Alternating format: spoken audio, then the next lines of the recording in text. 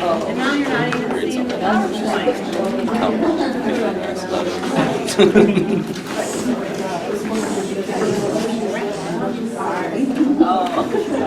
I think this needs like a reboot or something. Okay, so today we're going to finish talking about fractures, take a break, and then we got to cover a few other topics because those will all be on the exam, which will be next week, right? So,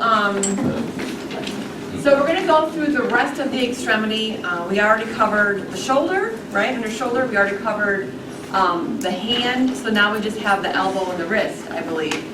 But I just wanted to put in some terminology because we, everything's abbreviated in the world of hand therapy. So OR would be open reduction. Open reduction.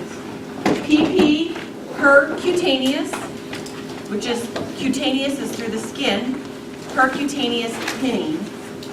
So what do you think CRPP would be? Closed reduction, percutaneous pinning. Right? And then I think we've already talked about this. Open reduction, internal fixation. So when we see these things, internal fixation usually means like plates and screws. Things that are going to be staying in there. Unless there happens to be a problem later on that your body is rejecting it and you have to take it out later.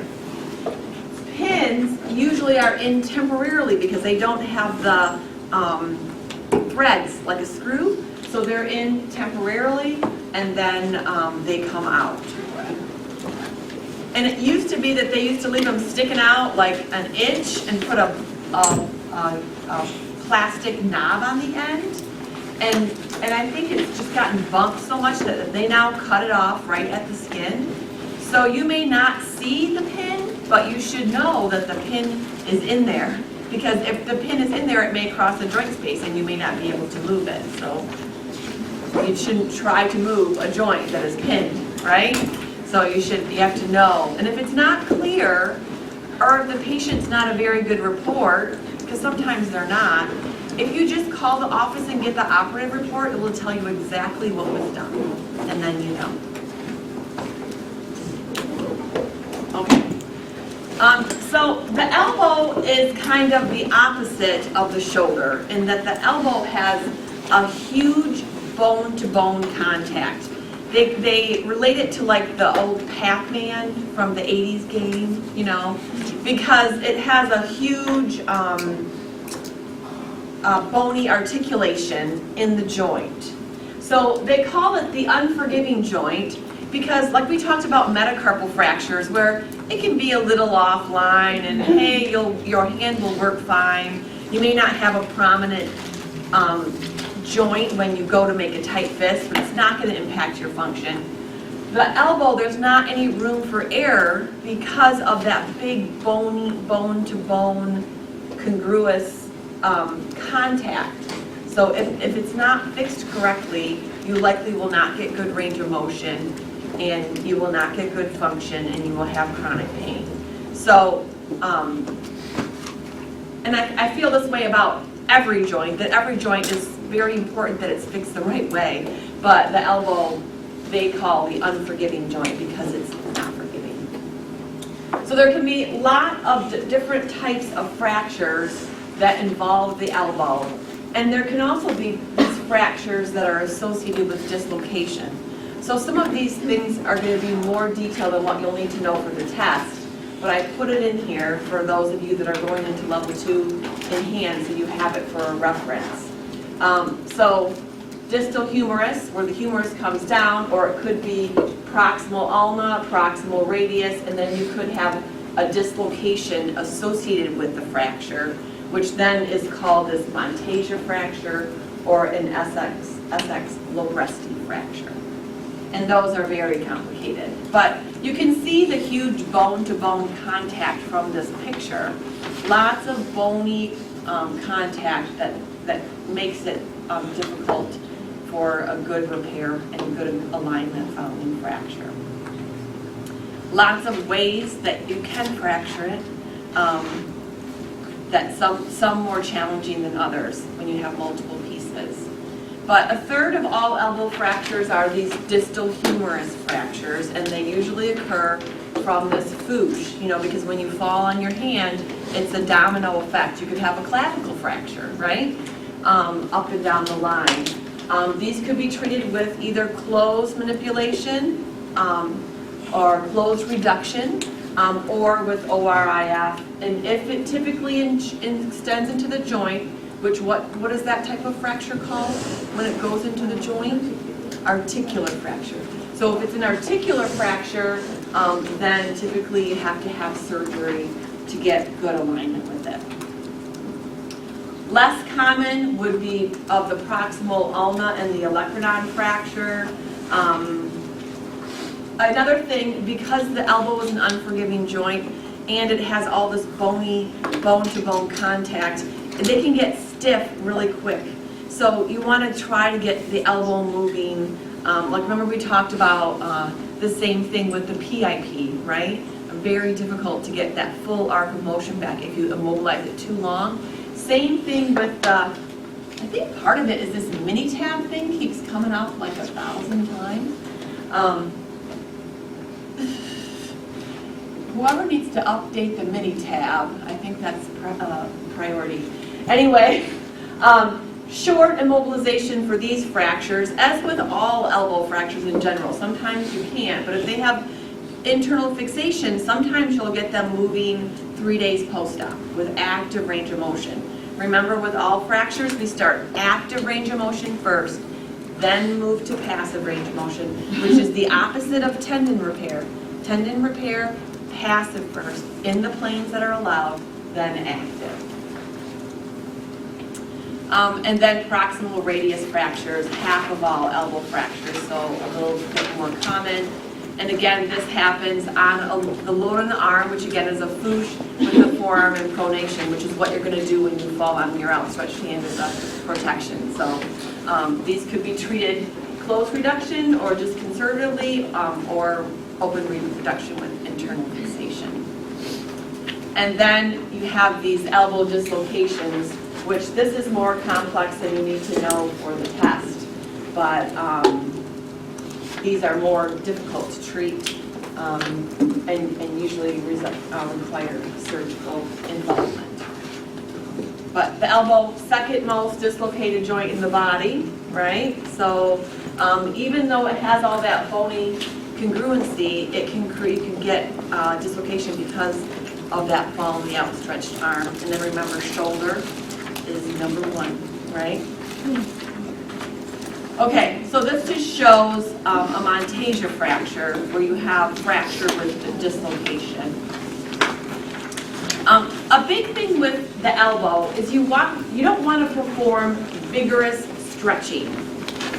You want to, when I'm doing passive range of motion with people, I'm firm, but you don't want to be like putting all your weight and cranking on an elbow, because what you'll develop is heterotopic bone formation, and then you'll have increased stiffness. You're working against yourself. So we have to be, diligent with stretching the elbow, but it's not something that you want to be cranking on. Like, when you see, I don't know if I've been in an outpatient gym, but if you see someone stretching a knee, like they're using their body into it, right? The elbow, you can't be that forceful with it because it really works. And same thing with the hand. It's this, and students always ask, well, how do I know how hard I should stretch? Well, it's a gentle balance, because if you stretch too hard, you create inflammation. Inflammation creates scarring. Scarring reduces movement, right? So if you're too vigorous with your motion, you're working against yourself too. If you're not enough, then you're not going to impact motion. But you can always do splinting. Splinting, whether it's static progressive or dynamic, is going to be less aggressive force than you in the clinic manipulating the joint. So, and that's a low load of force over a long period of time. Because remember, a lot of times when these joints are not moving, it's soft tissue that's short, right? And the way to lengthen soft tissue is to not crank on it, right? And create swelling and tearing, which causes greater scar formation. A low load of force over a long period of time. So when I'm stretching my patients in the clinic, I'm not taking them and, can I use your something, finger or whatever? I'm not going boing, boing, boing. This is not stretching. I want to give it a low load of force over a long period of time. We're having a conversation during this. You know, I'm asking about our kids, I'm distracting the joint, I'm stretching it, and I don't just let up because she'll be mad at me, big pain. Low load of force over a long period of time, which might be able to occur in the clinic, and if you can't get enough motion, then you need to do something like splinting to get them there. So the elbow is great for splinting. For extension, usually I do a serial static splint to start. And with these patients, if I see someone with an elbow fracture, or even if they had a sprained strain and they didn't fracture it, and I see them and they're, maybe the first day they're at minus 30, or we'll say minus 45, we'll make them worse, right? So the first day they're at minus 45, they can't straighten their elbow. I'm gonna see them in the clinic, I'm gonna give them education, provide them with a home program that first day to get moving. And when people can't straighten, it's hard for them to see, like, is my elbow straight? They think it's straight. So I have them like block underneath here so it puts them in front so they can see, is my elbow straight? And I have them working on it, working on it, working on it. The flexion is usually easier to come because we want to eat, right? We want to put our hair in a ponytail. We want to wash our face and apply our makeup and all these two-handed things that we need to do here. But there's not much we need full extension for. So functionally, if you don't get full extension, it's not a huge barrier, but you know, we want perfection, and your shirt sleeves don't hang right if you can't straighten one elbow all the way.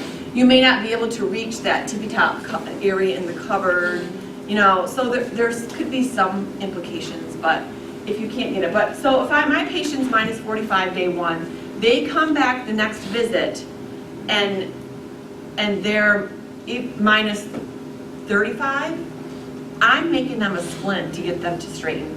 I'm not going to wait 3 weeks to get them to straighten. You got to react now. If they don't have good extension, now if they came back the next day and they were minus 10, that's pretty darn good, right? I might work harder on the extension, you know, with their home program and do more in the clinic to get it the rest of the way. But they already made big gains. But it's something that you can wait on. You got to jump on it right away and get that extension, or you won't ever get it back. You won't get it back. Yeah. Does this apply for somebody who, like, maybe broke their elbow like a year ago and they're trying to sit this and then they come in? If they broke their elbow a year ago, they're never getting it straight unless they have surgery. Unlikely. You could try, like I'm the perpetual optimist, so if they broke their elbow a year ago, I might say, let's try some static progressive splinting. Something I'm doing in the clinic is not going to do it. They need a low load of force over a long period of time to get that elbow straight. You don't have to worry as much about skin injury in that case with the low load of force because you're changing them a lot and doing, No, you still have to worry about it, you know, especially if your patient's older, or they could have a wound or a skin graft in the area where the straps might go. But for normal skin, usually it's not that big of a force that it's, you know, but you still have to be concerned about it and check it.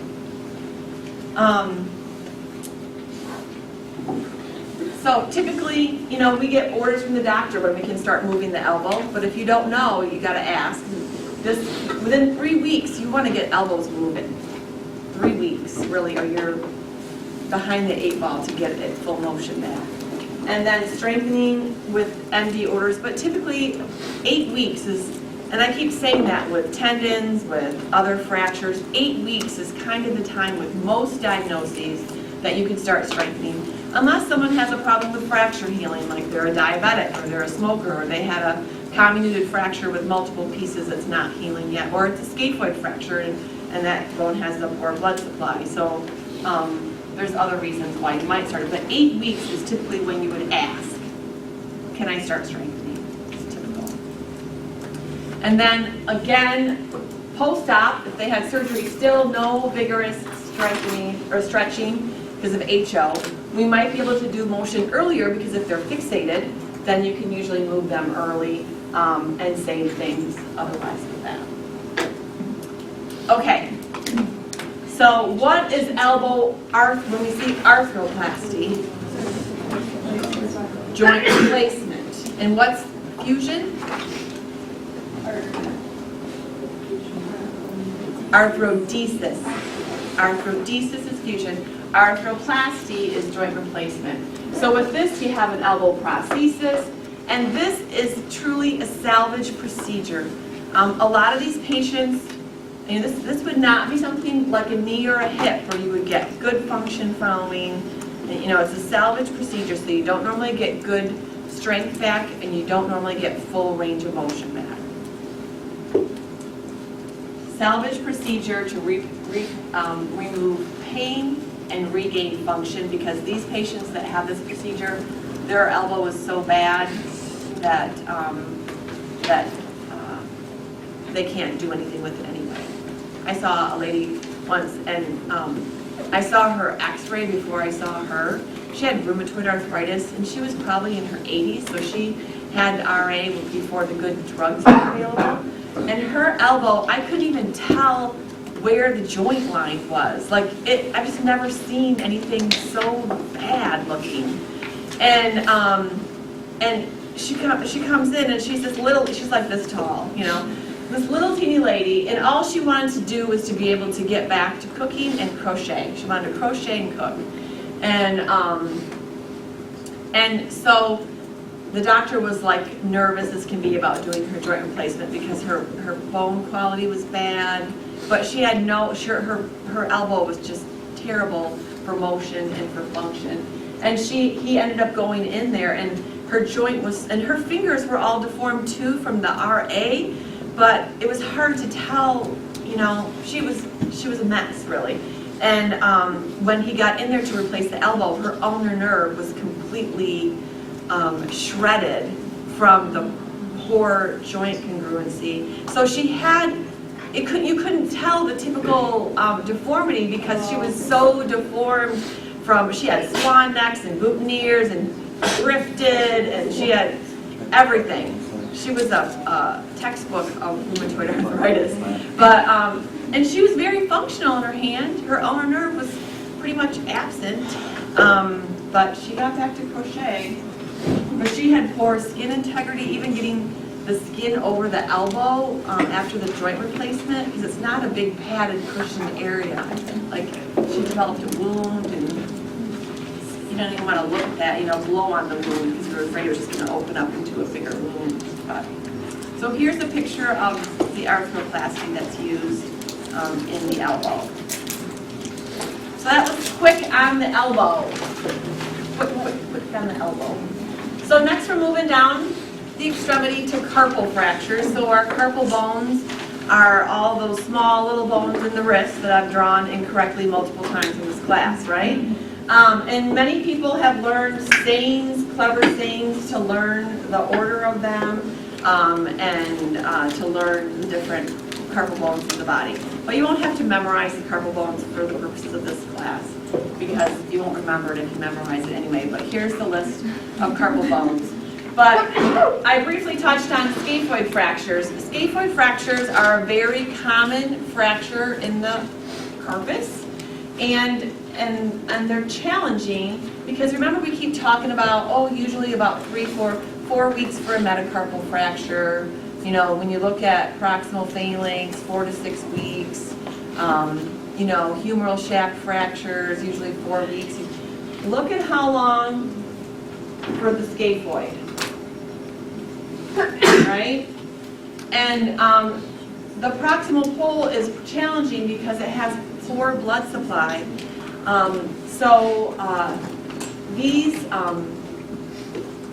These fractures are very frequently missed initially, and then very frequently take a long time to heal, and they very frequently result in a non-union. So have I talked about the difference between non-union and malunion in this class? So students very frequently get this confused because it can be confusing, because you would think, well, why would anyone have a malunion, right? So a non-union means that the two portions of the bone are not healing back together. Callus formation is not significant enough to make the two ends become stable and heal back together.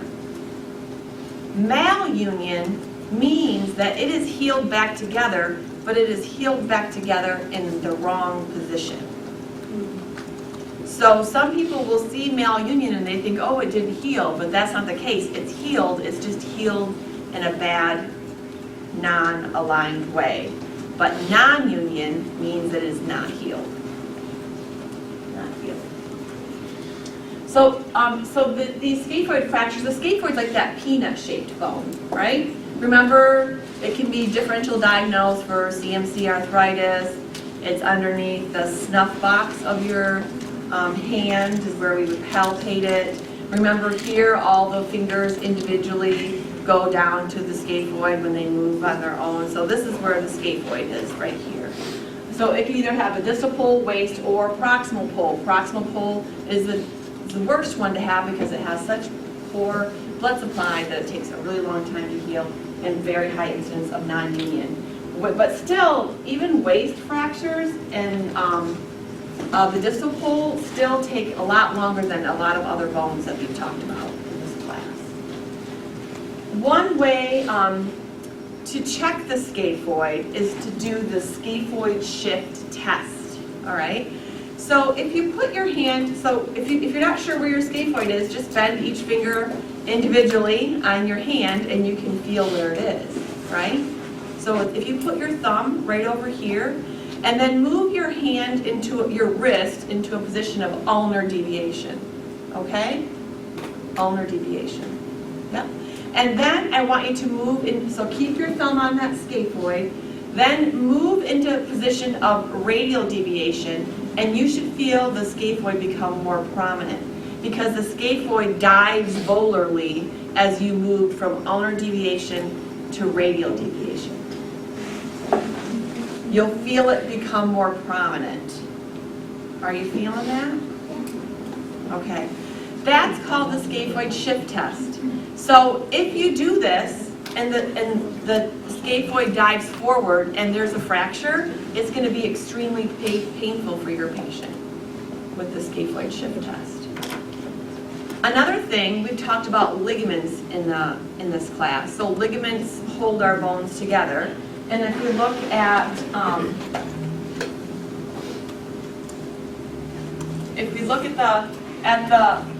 doesn't work here. If we look at the ligaments at the carpal bones here, right? Again, this is not an anatomically correct drawing, but you have ligaments that hold all of these carpal bones together. And when you make a fist, they all kind of hunker down and provide stability in the wrist, which we need for power grip and those types of things. So another thing, if you put your thumb on that scaphoid and you shift it into radial deviation, if the ligament is not holding the scaphoid intact, sometimes you'll hear or feel clunk, clunk, which could be an indication that one of the ligaments is not intact. So, and the reason why I put this in there, we don't diagnose problems, but many times people have a fall on an outstretched hand, right? And then they go to the ER for x-ray, right?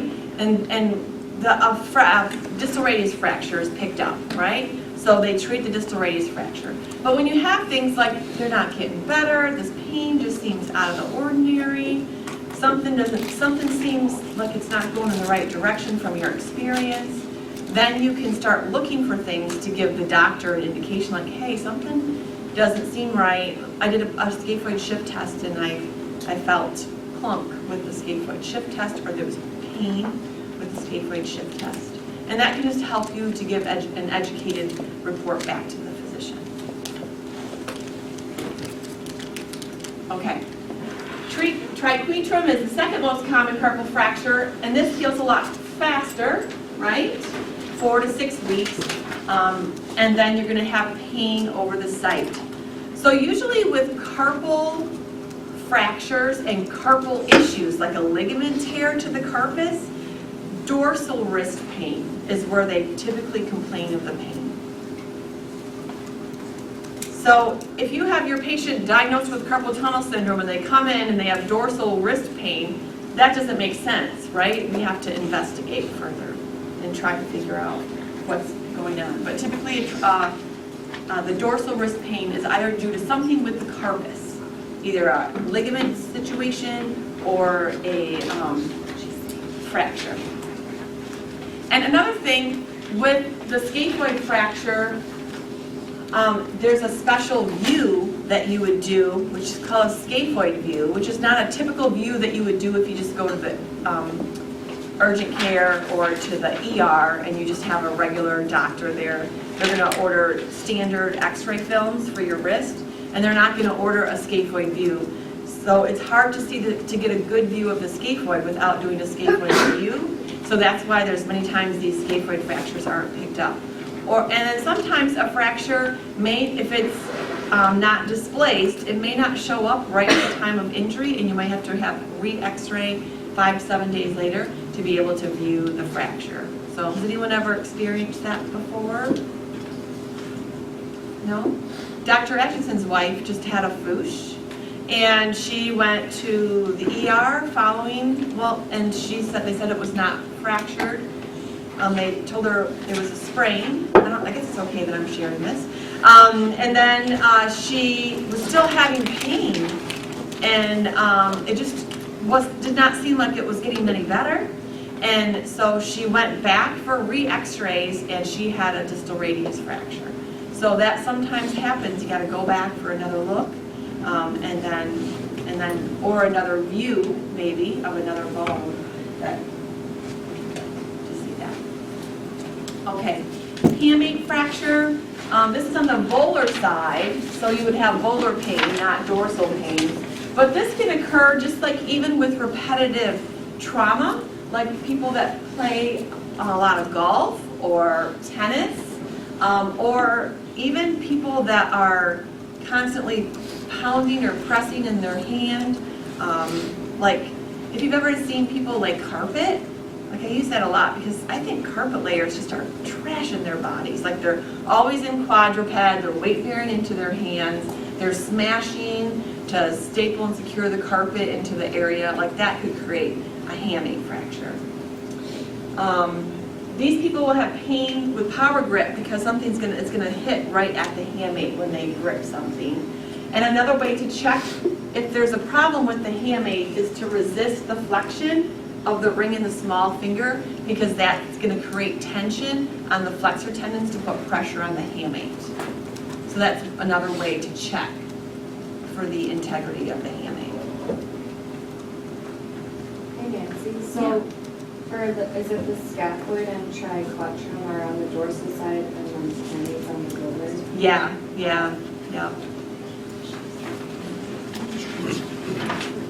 And then lunate is another carpal bone, and this can be problematic. And let me see just where I'm at with this. Because after this we talk about distal radius fractures, so this is kind of just leading into the other. But so I've drawn this picture. This is not erasing. I hope I used it. Yeah, it's not going to erase. We'll just move to a different spot. So I've drawn this picture 100 times already in this class, right? So here, I'm going to try to be more anatomically correct, right? And then you have this.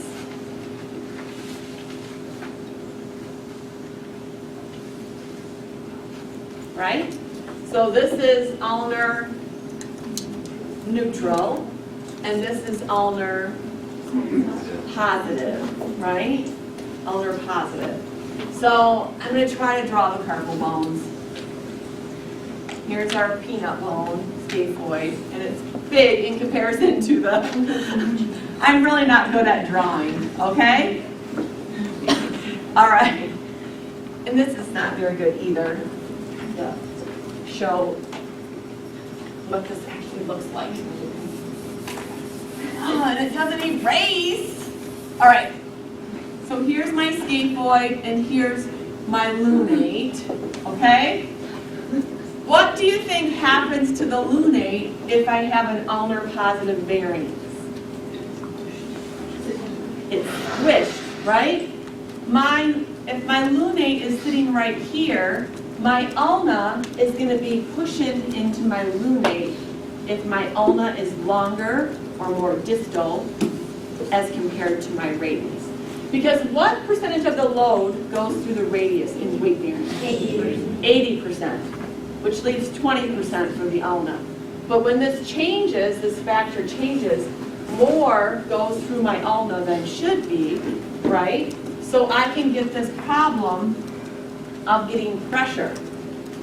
And have we talked about what goes through here yet? This is the hard part when I do the 2 classes. I don't remember what I've taught to what class.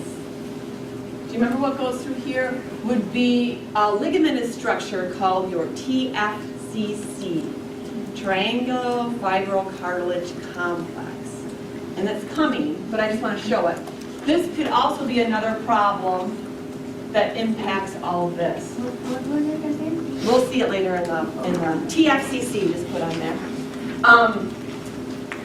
So I put that these lunate fractures are associated with Keinbock's disease, which is another diagnosis.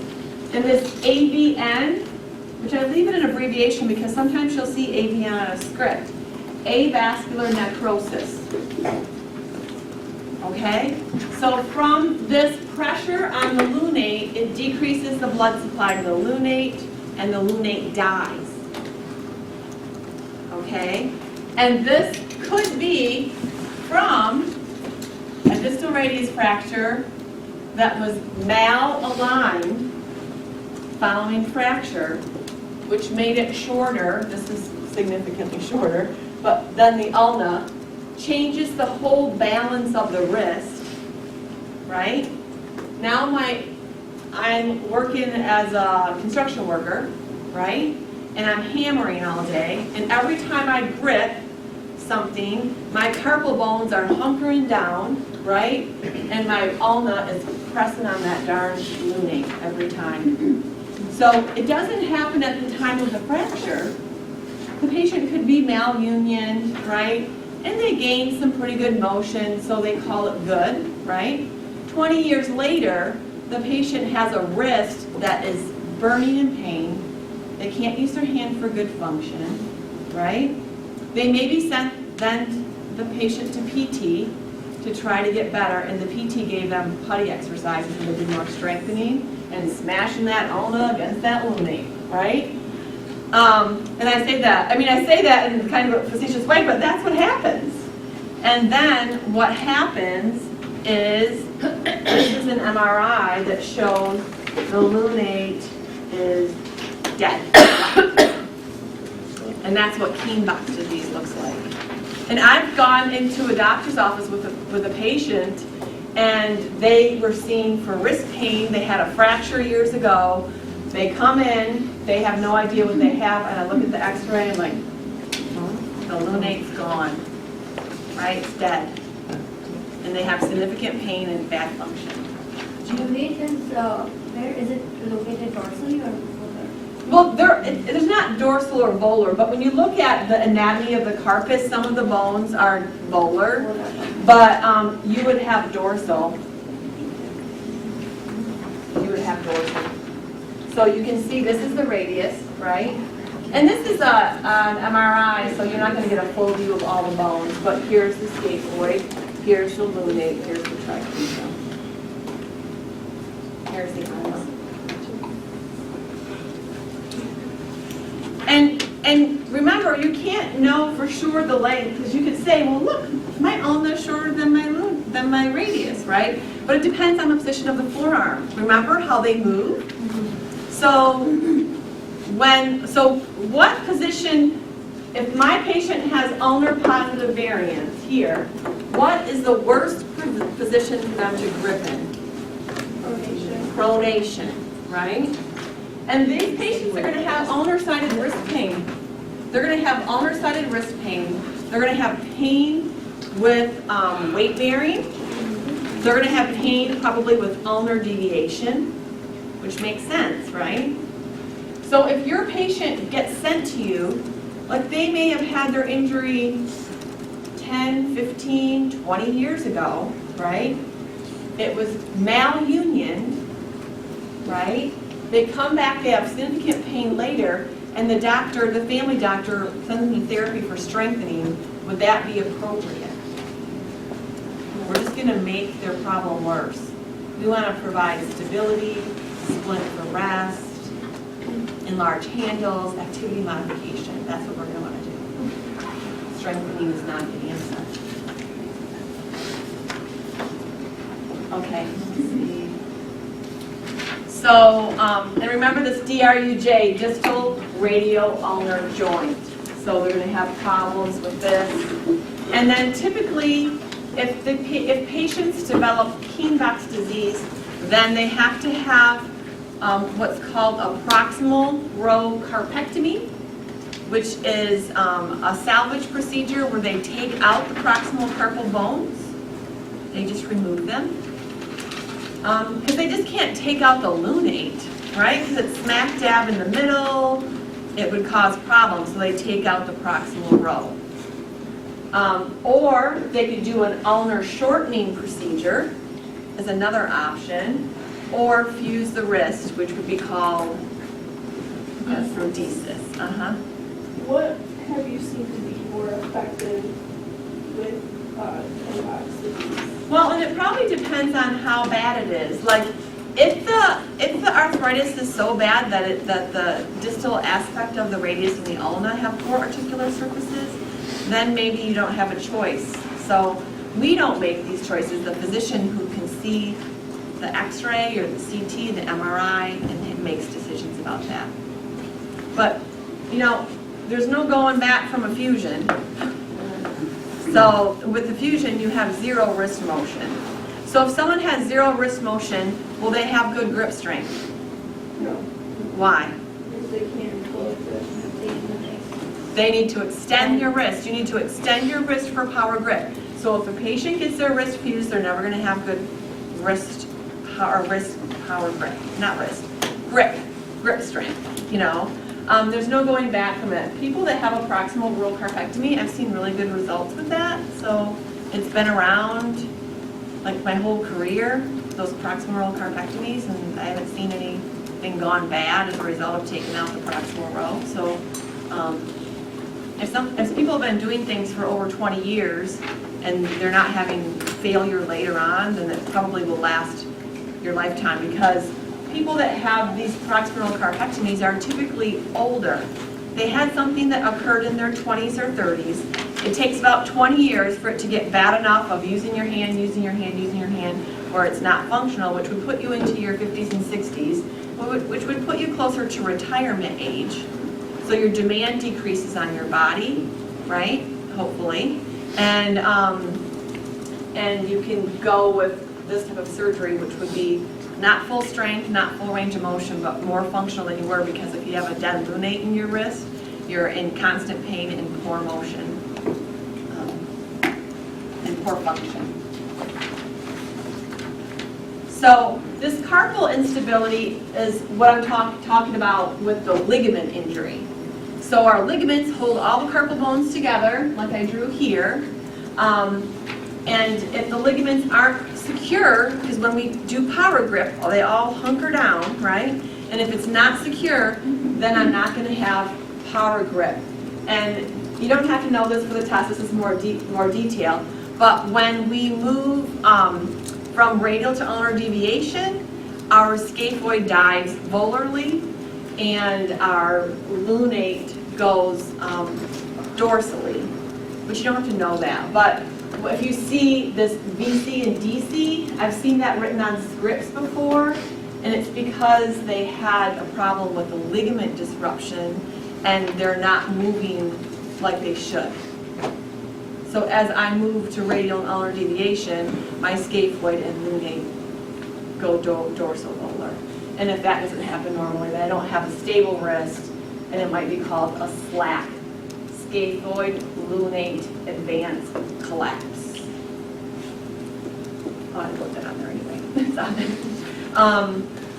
So these people have wrist pain dorsally, and sometimes the ligament injury isn't, again, caught up because the fracture gets seen right away on an x-ray, and to do another test to check, the most common ligaments that usually get disrupted are involving the scaphoid and the lunate, or the lunate and the triquetrum. This is not correctly here and here would be the most common because it's commonly from a foosh. So one way that they would check this is from a stress x-ray. So you do a fist and you x-ray, because remember our carpal bones all hunker down when we fist. If the ligaments aren't securing together, there'll be a gap or a space in that area where the two carpal bones that could indicate. And then over time, that might be seen without fisting on an x-ray of things migrating in the wrist.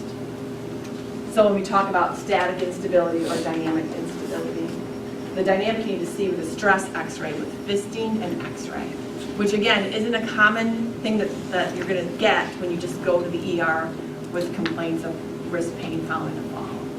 They're going to do standard anterior, posterior, and lateral views of the wrist. Okay, so typically your book uses 8 weeks in a caster splint with the carpal fracture, and then active range of motion first, then passive range of motion, strengthening 8 to 12 weeks. But again, if it's scaphoid, it could be much longer. And also, if scaphoid is involved, usually the thumb has to be immobilized as well. So long opponent splint versus a wrist cock-up with scaphoid problems. And you'll see the thumb in the splint. So if you see someone with a thumb spike, a cast, and they say, oh yeah, I broke my wrist, it's probably the scaphoid, because they otherwise wouldn't include the thumb. Okay. And then typical things for post-op. Okay? And then here's typical, you can read through these with ligament injuries. Okay, so here's the TFCC, which I kind of talked about a little bit. It's the primary stabilizer of the ulnar wrist. So part of its function, and it's a complex. So it's not just one piece, it's multiple pieces, right? So it goes in between here, in between the carpal bones and the distal ulna and the radius. And if you were to cut it open, it would look more like this. There would be a disc portion, and this comes out. And also a portion of this would be your extensor carpi ulnaris, is a portion of this, is considered part of the complex. That's here. Includes a portion of the ECU, extensor carpi ulnaris, which is your wrist extensor. But it's a stabilizer of the ulnar wrist, and it's a cushion, like a shock absorber type thing for weight bearing. And this complex can get disrupted with a foosh, right? Because everything can happen, right? When you fall on outstretched hand, you could have an injury to your carpus, radius, ulna, elbow dislocation, humeral fracture, clavicle fracture. Anything could be disrupted the whole way up, right? Because you get a load onto the people that have a problem with the TFCC, a tear, usually have ulnar-sided wrist pain, and they have trouble with forceful supin-pro, like forcefully turning things, or forceful resistive supin-pro, ulnar-sided wrist pain. They might have pain with also ulnar deviation. And I'll palpate them right in here. This is usually tender when you palpate them here. And again, this is something that may not be picked up Yeah, Andrea Yeah. had a problem with the bike. Yep. Yeah, and she had disruption. How is that? That's been a It's while. better. After a few months, it was better. Well, you didn't know if it was that or the PZ form or. Pisiform, yeah. Yeah, Then that's what we but- do. We could be this, could Yeah. be But I that. wore my splint at night, Okay. and then it got better after Yeah. a while. So these, if it's a partial tear, these can heal. But there's one section that again has poor vascularization, and it may not heal. So if someone has an injury to the TFCC, typically they're treated conservatively. Sometimes surgically the doctor will go in and like they do with the lateral epicondylitis, they scrape it up to create bleeding, to create healing. They'll do the same thing at the TFCC to that poorly vascularized area to try to promote healing. They'll scrape it up, muck it up a little bit to create bleeding, to create healing. But usually it's splinting. But a lot of times, what you have to do to truly immobilize them is to rest, supine-pro. And we had a patient, I think, in the level 1 clinic with your group, I don't remember who it was. And someone, she was doing a bunch of rocks in her yard, and anyway, we didn't know for sure what it was, but we made her a sugar tongue splint. Yeah, you guys, it was your patient. Was it a unicorn? It wasn't ours, wasn't it Julie's or something? Because they were stuck making a splint, but they're like, nobody knows what it is. Yeah, so with this injury, you either need to make a big honkin' long arm splint, which is really heavy, cumbersome, doesn't allow any motion, or you can make what's called a sugar tongue splint, which in the olden days, when people used to use sugar cubes, right? And they would take sugar tongs to get the sugar out and put it in your tea or coffee or whatever.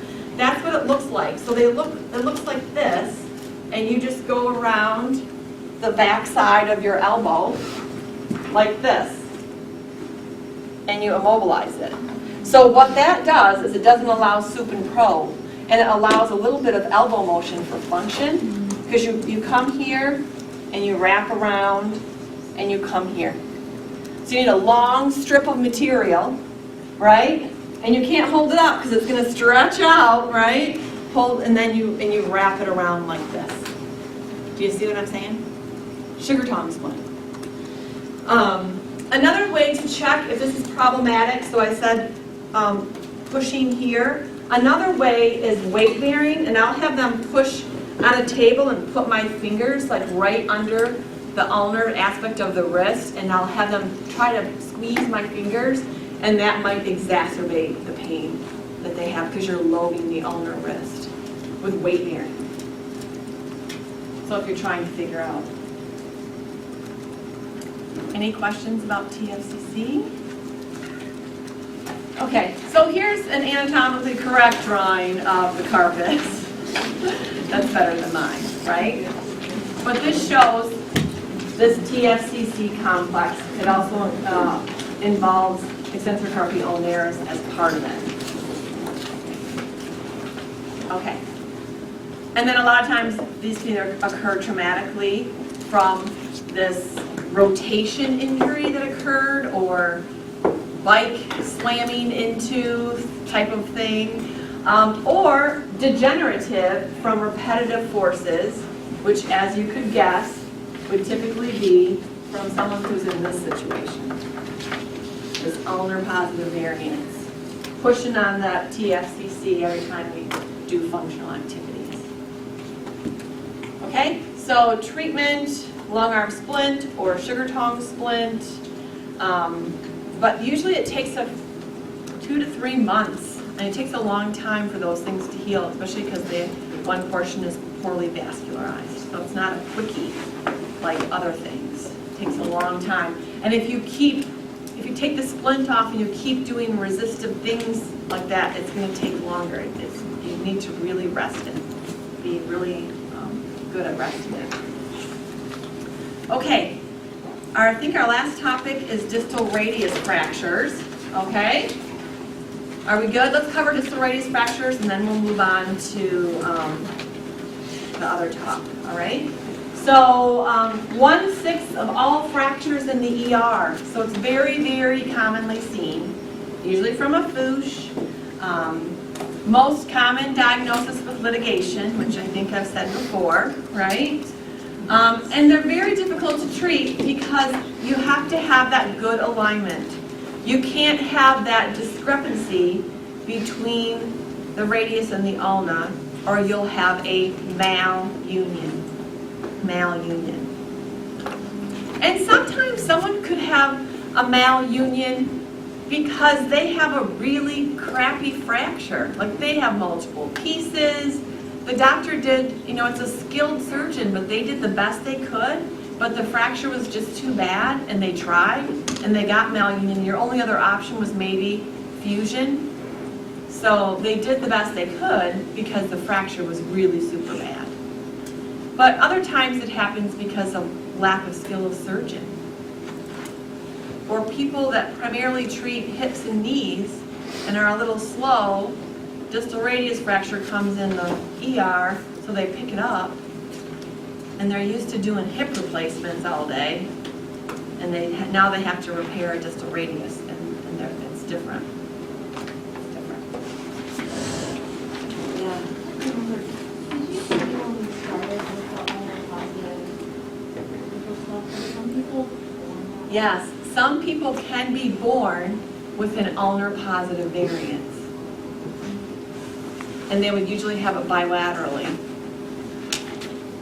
Some people could be born with it, so it could be congenital. Okay, so I'm not that old. And the way that distal radius fractures have been treated throughout my career as an OT has changed. And you know how when things aren't the same? Like LRTIs, they've been doing the same way throughout my whole career because it's a good, successful surgery, right? They've tried other things, but it's still the gold standard. If there's not a perfect way, that's when we keep changing it, trying to find a better way. So if you look at how distal radius fractures were managed, you can know like where someone's incision is, kind of what year their fracture took place, because we've gone from different ways. So originally we started with volar plating. By plating I mean in open reduction internal fixation.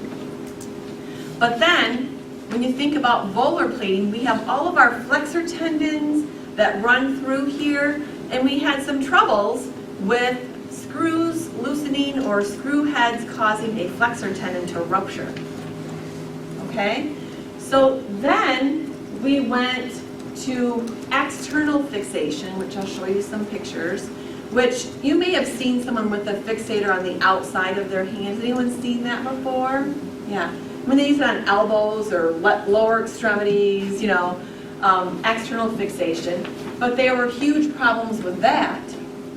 And then we went to dorsal plating, but then there were the same problems with that because we have our extensor tendons gliding over top of and we had tendons rupturing from screws not being sunken into things and loosening, and then the screw rupturing the tendons. So then we went back to volar plating. So that's all happened in my short career, which, as compared to, a lot of other surgeries, that's been a lot of change in the management of distal radius fractures. And if you look at distal radius fractures, if I look at some of my most complex cases I've ever treated distal radius fractures, and if I look at some of the easiest cases I've ever treated distal radius fractures. So there can be this huge variation in complexity. And the worst thing happens when you have them both at the table in the clinic at the same time. I've been here 3 days and I have full range of motion, and the other patient's been here 3 months and is struggling. But I truly think it's because there's a huge variety of people that are treating these fractures. A lot of general orthopedics treat distal radius fractures. A lot of family doctors manage distal radius fractures. And then hand surgeons manage distal radius fractures. Pediatricians manage distal radius fractures. So I think that's why, because we have this huge variety of skill level of people managing this unforgiving discrepancy of alignment, you know? Well, why is there such a range of people managing that? Why isn't it, I don't know. generalized into this doesn't work, it's nothing to a surgeon? I mean, why? I don't understand that. When I moved to Grand Rapids, so that's been about 8 or 9 years ago, I took a position out in Greenville because it was convenient for my life at the time. And if you went to the hospital in Greenville, which they have a Spectrum hospital, it was owned by Spectrum Hospital in Greenville, and you had a distal radius fracture, you were never referred to a hand surgeon, only referred to a general orthopedic. Just because that's the way they did it. That's the way they did it. And they didn't have hand surgeons that were on call that came out to Greenville. So they didn't have to answer like field practice. But Spectrum, they printed Spectrum, but yeah. But I drive 20 minutes to get my wrist in the right alignment. 40 minutes one time to get the right deal, right? So, okay, here's the picture of the external fixator. And when I taught this class last year, I had one of the students, she was from Kalamazoo, raised her hand and she said, my mom's friend just broke her distal radius and they put one of these on her. Or they were going to or something. I'm like, so this is not done in this country any longer. Should not be done. This is not done anymore. So if your distal radius fracture is being managed by this, maybe get a second opinion before you go through with the surgery. Okay, so when I first got my CHT, these were just being used like crazy. And the purpose of it was because we didn't want the radius to collapse down, right, with this comminuted fracture, because then my ulna would be too long, and we know the problems with that, right? So they would put fixation into the metacarpals, and then fixation more proximally, and they create traction through the external fixator to prevent the carpus from putting pressure. And then a lot of times they would put you in ulnar deviation to further take pressure off the distal radius from the carpus, okay? So everyone put your hand in ulnar deviation and keep it there and try to make a fist. All the way in ulnar deviation and try. It's hard, right? Go back up into neutral and make a fist, so much easier, right? So these patients had to come right away to therapy because all their fingers got super stiff. And they couldn't move their fingers, and we know about the lymphatics, right? So their fingers were also puffy swollen. So when all that swelling laid in there, then what happens to the area? Scar, scar, scar, scar, right? So, and they would get they could get potentially pin tract infections because they got 4 opportunities for some kind of bacteria to go in to the bone, right? And they were unpleasant. Can you imagine donning and doffing a shirt or a coat in this weather with this external fixator on? You know, it was kind of like a social, like patients didn't even want to look at it sometimes. Like a lot of times my patient would want a stockinette to go over the whole thing so it would cover it because it was just not pleasant looking. So isn't that like a pretty high infection risk? It is, lots of pin site infections. So these patients would come to therapy right after surgery for pin care. So they were a huge benefit to the industry of therapy because these patients needed a ton of therapy. And then when this came out, they were so stiff. Leave this sucker in there for 6 weeks. Fingers are stiff, wrist is stiff, they're stuck in ulnar deviation.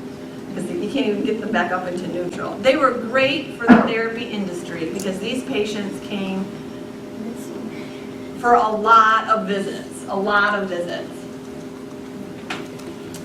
And then here's a picture of volar plating.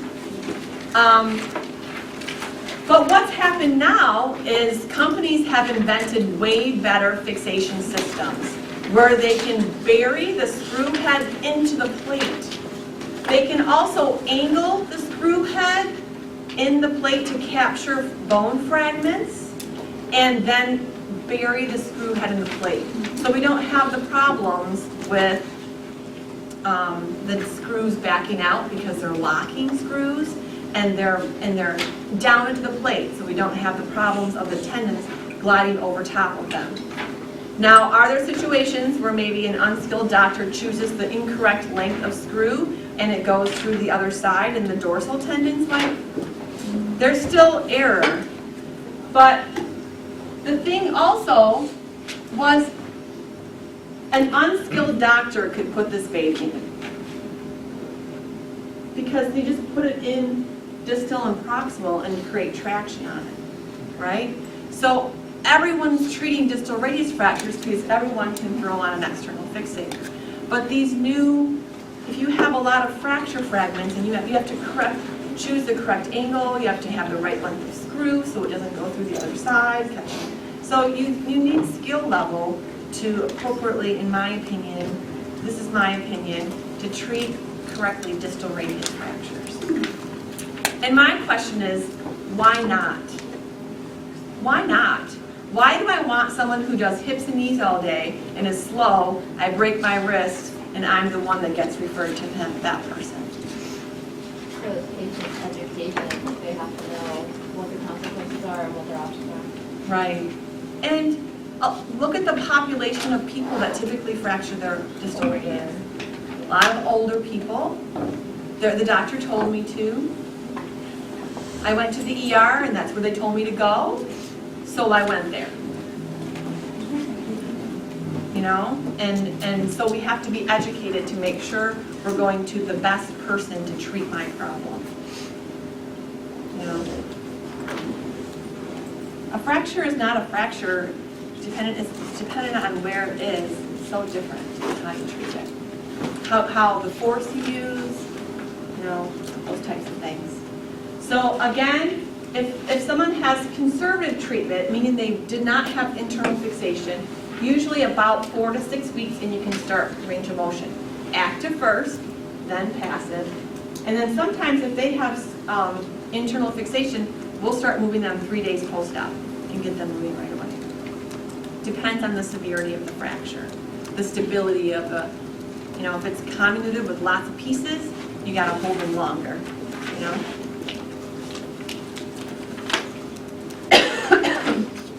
But things to consider, if someone's in a cast, you want the distal palmar crease free so you can have full finger motion, right? That's really important. Supination is one of the most difficult things to regain.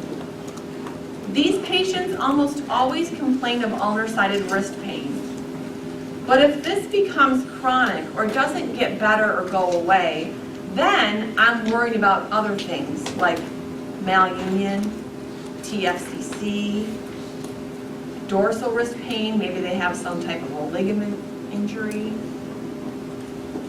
And, you know, I always apologize for being somewhat negative about people being treated incorrectly, but I just want to make you aware, you know? And so one time I had a physician come into class and speak, and he was showing pictures of things, and the doctor was asking you guys, what do you see? You know, there were x-rays and things. And one of my students says, malunion. And the doctor says, I fixed that wrist. It's not malunion, you know, but so you can't tell. I'm not educated enough to look at an x-ray and show that there's malunion. But I've seen enough patients that have gone through a lot of suffering that shouldn't have because they weren't treated correctly. That I think it's my duty to educate you all so that you can look for things too. Because if we just do always what everyone tells us to do and don't use our own brain, if I get a patient, they have ulnar-sided wrist pain, they tell me they had a wrist fracture 20 years ago, and they may even say they had a malunion, it was a really, really bad fracture, and the doctor sends them for strengthening, and I have them gripping, like that's not using my noggin, to do what I think is right for the patient. So I just want you to be mindful of it. Okay, there's lots of ulnar shortening procedures. You don't have to memorize all these for this test. I just want to make you aware of them because you may get a script that says DARA procedure, right? Which isn't a diagnosis, it's a surgery, but sometimes you'll get scripts that say things like that and you have to know what it is. So there's lots of different ways to shorten the ulna. And if there's lots of different ways, what does it tell us? There's not one great way to do it, right? But I just have pictures from a book that are in here that show lots of different ways of changing it. And because it's such a big problem, that's why ulnar shortening is one of your options. Distal or proximal carpectomy is another. But here's proximal roll carpectomy where they would take out scaphoid, lunate, and triquetrum. Usually this is to decrease pain and increase function. You usually, they say, achieve 45% of normal motion, which you'd have to compare to their other side. I would say from my experience, people get a little bit more than that. Typically, your book says active range of motion at 3 weeks. I've seen doctors hold people longer than 3 weeks, so it depends on the doc. And then strengthening, again, that 8-week time. And here's a picture of the bones that are removed and then after. And then arthroplasty is wrist joint replacement. And I've only seen one patient with the wrist arthroplasty ever. That was when I worked in Ohio, and it was from the medical, they changed it from the medical college of Ohio to the Medical University of Ohio. And so I've only seen one patient ever. Again, this is not like the knee or the hip. I saw my patient did well, but I don't know what the long-term follow-up was. And my patient that I saw was older, with a low demand on his life. He had the arthroplasty. And then this is, another thing, for arthrodesis, there might be a partial fusion they can do. So those are the options. Proximal roll carpectomy, total fusion, or a partial fusion. Depending on where the arthritic problems or the malalignment are, they'll choose to do a partial fusion, which you'll get partial motion back. So these are all salvage procedures from a wrist that's not functioning well, huge pain, poor strength. So your options are proximal carpectomy, arthroplasty, which is really not done, arthrodesis, which could be total or partial. And then here's a picture of what just a total arthrodesis would be, fusion, no wrist motion at all. And that is it. Questions?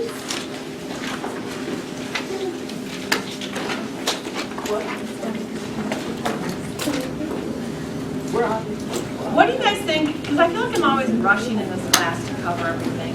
What do you think if I did like voiceover, I'm just thinking for next year. What do you think if I did like voiceover recording and recorded lectures? First, would you listen?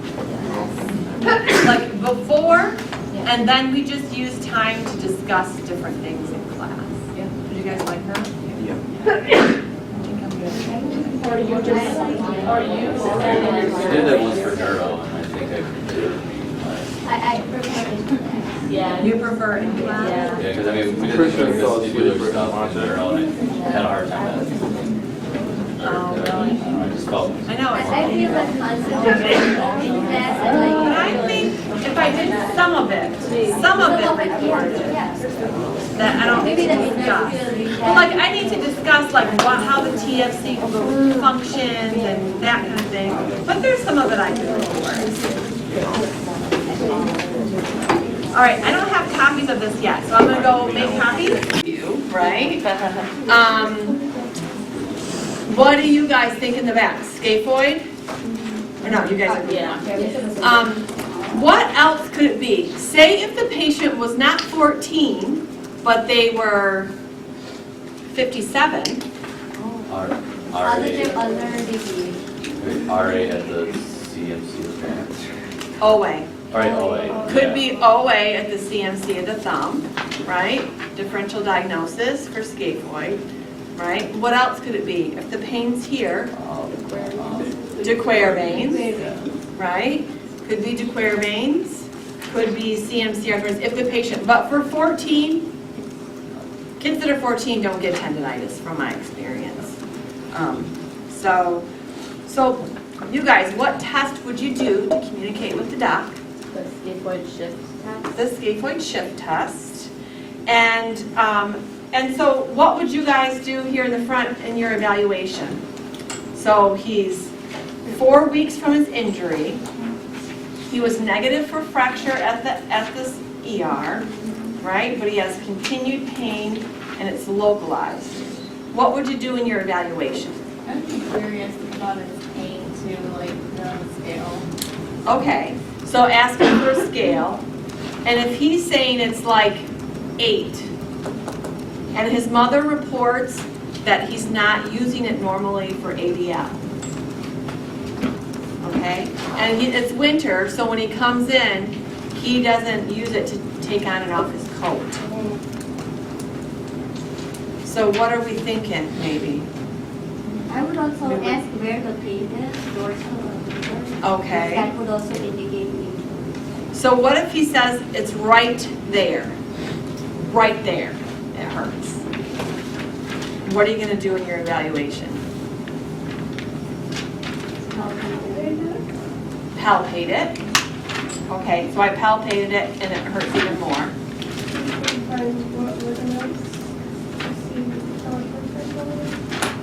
Well, let's start out. Okay, we took the history. We know what is going on.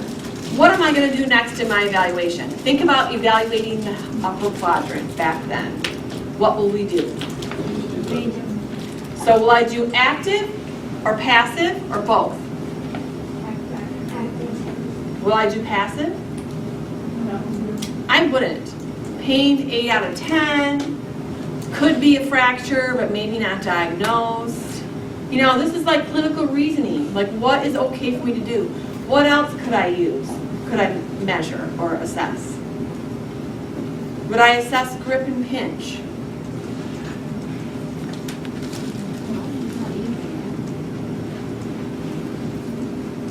What do we think? Pain 8 out of 10. Could be a fracture. I wouldn't. No. So we can safely assess typically active range of motion. What else could I assess that could give the doctor some good information? That could be Skin color. I could calculate the skin color. But what about edema? And then how would I assess that? Circumferential with a tape. So I got a pain scale. I'm going to measure edema. I'm going to hold passive, and I'm going to hold strength because I don't know for sure what's going on. Maybe something else is wrong, and I don't want to muck it up, right? And I don't really want to assess for ligament because pain 8 out of 10, 4 weeks. If it's a fracture and I start really working on it, you know, I don't know that I would be that forceful. So here's day 1. Would you give him a home program? No. No? Rest. Just rest. Splint And splint, yeah. Splint. with the thumb. With thumb. Yeah, include the thumb. But we don't have the script in front of us, so we don't know if we have orders for a splint, but he had a splint from before that he wore for 4 weeks. So he could probably just go back into that. It's better than nothing. If we want to make a splint that includes a thumb, we'd have to have a prescription for that. And the doctor probably didn't write one because he already has a splint that he wore for 4 weeks. So you have to call the doctor and say, like, I think you would benefit from this splint because of. I wouldn't, because I just think he needs better information, needs more assessment. So can you contact the doctor and say, due to his pain level, and it seems like he's not healing, maybe he needs, more x-rays? Well, what's the doctor going to say if we call and we say, I think my patient has a lot of pain and I think you should get more x-rays? Would we want to say that? Well, No. This is why I want to practice this, because we don't want to offend anybody on level 2, right? And sometimes you say things like, did I use the example of the suture technique to your class? Yeah? No? So I had a student in with me, and there was an in-office procedure being done. So I brought the student over with me so she could observe a surgical procedure in the office while she was in as a student. And she comes over, and we're watching the surgery, and I tell her don't touch anything, like just watch. And she says to the doctor, nice suture technique. And I think she was just a little uncomfortable. She didn't mean anything harmful by it at all. Pleasure of a student, smart girl, nice girl, appropriate, But she said to the doctor, nice suture technique. And the doctor, who has a big ego, says, what gives you the right to critique my suture technique? I said it's nice, sounds like no problem. I know, but I know, but still. yeah, I know. But you just got to be careful. So if I call the doctor and say, hey, my patient has a lot of pain, I think he needs more x-rays. The doctor is going to be like, who are you? I'm a level 2 student from Western. Right, you can't. So, but if you ask questions, it's not going to come off as know-it-all, right? So if you call the doctor and you say, I'm seeing so-and-so, is 14 years old, he has a 4 weeks from a fall, and he had x-rays at the ER, which was negative for fracture, but still has a lot of pain, and the mom says he's not using it for function. Like, usually a 14-year-old boy, they're rough and tumble, they're going to be doing everything, right? He's not using it for function. He has point tenderness over the scaphoid, and I did a scaphoid shift test, and it was positive. What do you think I should do? Right? If you ask a question, then it doesn't come off as know-it-all-y, right? Because you may not intending to be know-it-all-y, but what you say because you're nervous or you're uncomfortable, right? It may just come off as a different way. So just, you know what? I would suggest if you're going to call the doctor, don't just call the doctor. Okay, what am I going to say, right? What do I need to know, right? What do I want to convey, and how can I say it in a way that's going to be non-threatening? And you plan out ahead what you're going to say. Don't just call because you're going to say something because I tell you all this stuff in this class, right? But you're educated and you're concerned, right? So you just got to be able to get that across, okay? All right. I wouldn't give a home program, I would wait. Okay, number 2, 76-year-old female slips and falls while roller skating at her granddaughter's birthday party. She went to the ER immediately following and was diagnosed with distal radius fracture. She was referred to a hand surgeon, thank goodness, and was treated with plate fixation. She's seen by MD 5 days post-op and then referred to therapy. The resident writes the orders because the patient lost the original prescription that was written by the surgeon. This happens all the time, right? Patient loses the script, didn't know they needed to keep that. When you leave the ER, they give you a stack of, 20 papers, right? And you just left them at home, and now you need to get orders because they didn't bring it to the therapy appointment. So you got to call, and the resident has to interpret what the doctor wanted. The resident writes eval and treat, because he doesn't know what to write, right? 3 times a week for 6 weeks. And a custom-made wrist control orthosis was fabricated by a therapist at the patient's follow-up at the surgeon's office. So what would you assess in your initial evaluation? Because you got eval and treat, you got to use your clinical reasoning brain, right, and figure out what would be appropriate to do. What do you think? Distal radius fracture, post-op, 5 days. Pain, edema, observe the splint, look at the wound, and do active range of motion. That would be great. Assess the splint to make sure it fits appropriately. Active range of motion is typically safe. You could also call the doc for clarification, because sometimes when the doctor dictates, they'll dictate what they put in the therapy script too. So you could try that. But usually active range of motion is usually safe. If he's sending them 5 days post-op, he wants you to move it, right? What about passive? 8 weeks with MD orders. Strengthening? Typically 8 weeks, right? Okay. I kind of already asked you, would you call the doc? What would you ask? You could call the doc. Who's group 2 over here? You guys are group 2. You could call the doc and you could ask, can I do active on the wrist, just to double check, but they wouldn't be sending you.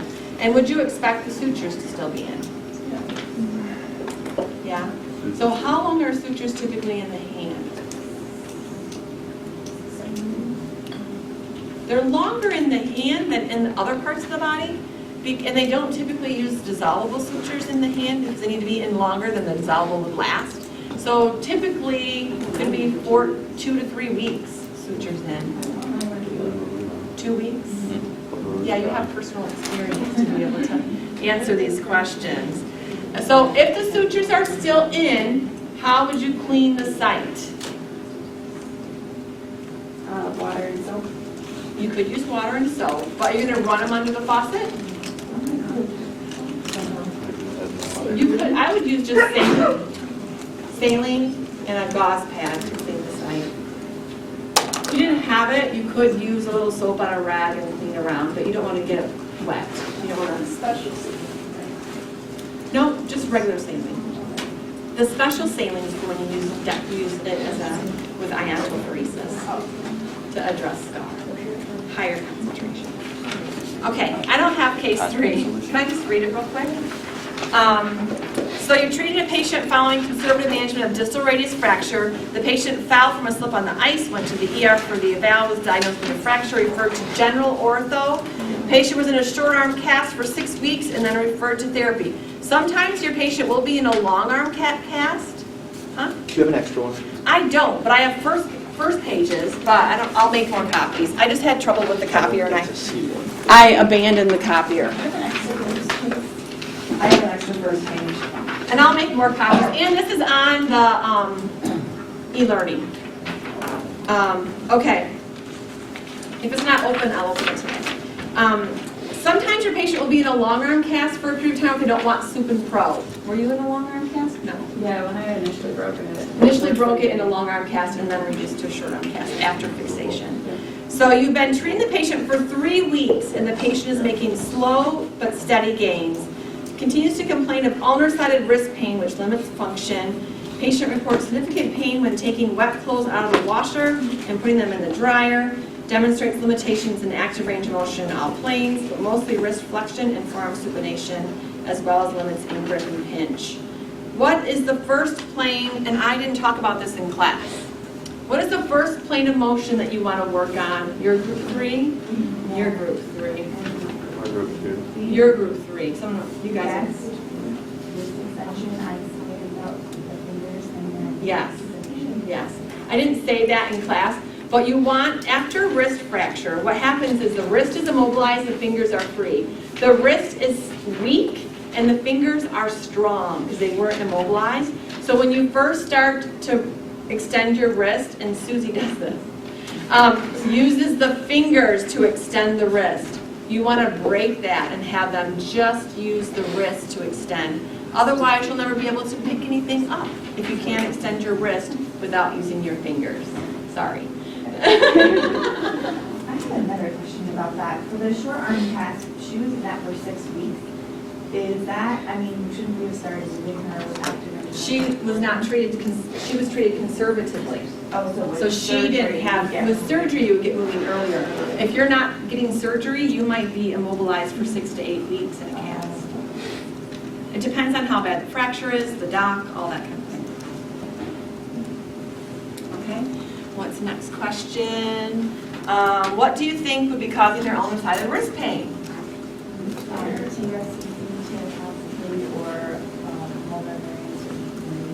Okay, do you guys have anything different? That's the two. Yeah. That's the two.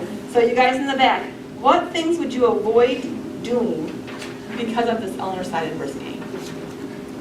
Helping with super pro. Shoves pain with supine pro, so we want to avoid resistive supine pro. Force, just the way she was picking up laundry to all really deviate, maybe picking it up this way. A different way. Yeah. Mhm. Yeah. And what's the worst position for her though to do gripping? Pronation. So supination would be better than pronation. Yep. And then you guys in the back, is there anything that you would recommend for her? Because of the ulnar-sided wrist pain is what I was thinking.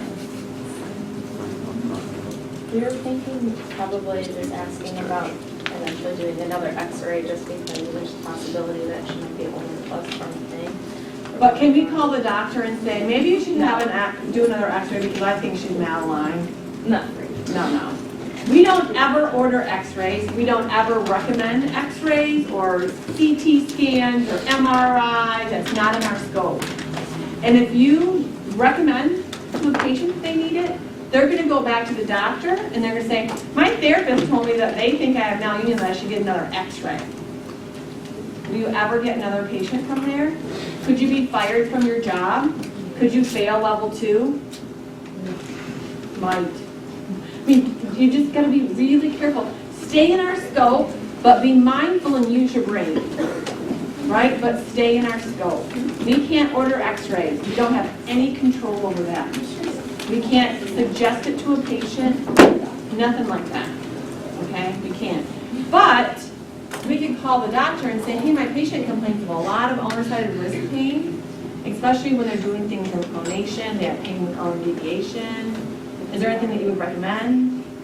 Would I do? If you see more submissive, then generally they're like, Well, I think yeah. And then they usually ask for your. And they might ask for your opinion.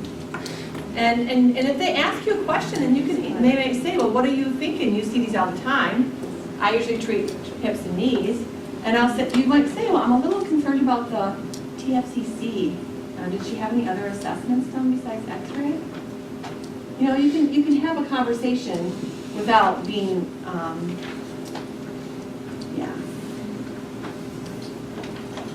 Okay, that's open. I'll open it on e-learning so you can make sure you have copies, or I can make more copies. I just had a problem with the copier, and I didn't want to waste any more time. Here's copies if you need them of the next PowerPoint. I'm just going to leave them up here because not everyone wants them. So if you want them, just grab one. Our last thing to talk about. It's just 31 slides. We have 31 slides in 37 minutes. We can do it, right? There's a lot of pictures. It's all right. It's all right. Don't worry. Okay. So we're bunching up some other things. Arthroplasty and arthrodesis of the hand. And then ulnar collateral ligament injuries. This goes fast because some of the things that we talk about, like boutonniere and swan neck deformity, you already know this stuff, right? So we don't really have to spend any time for it. Okay, when we look at the thumb is a saddle joint, so it has a ton of mobility, like the shoulder, like the hip, right? Lots of mobility. And it articulates with our carpal bones, and this is a big problem with middle-aged adults because of arthritis that develops at the CMC joint of the thumb, the base of the thumb. And we've talked about this before in other lectures where we want the thumb to be in this arch for stability. And when I lose stability, I lose that arch, and then when something happens at one joint, another thing happens at another. Did I show you the paper tearing test?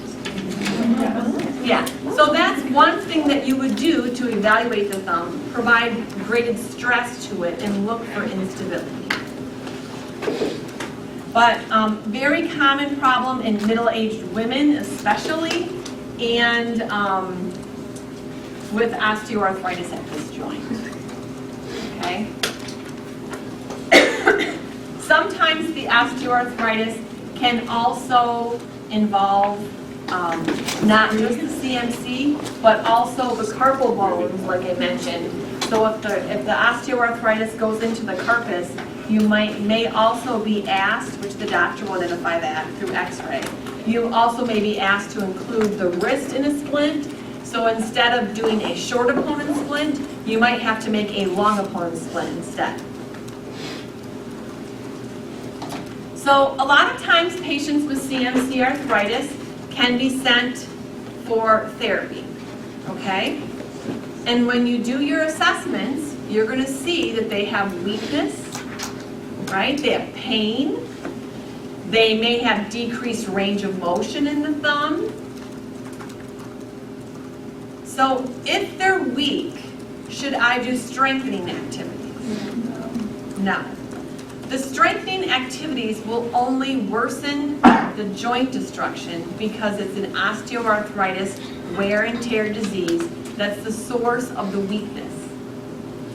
Remember how we drew those joints and there's no clear joint space?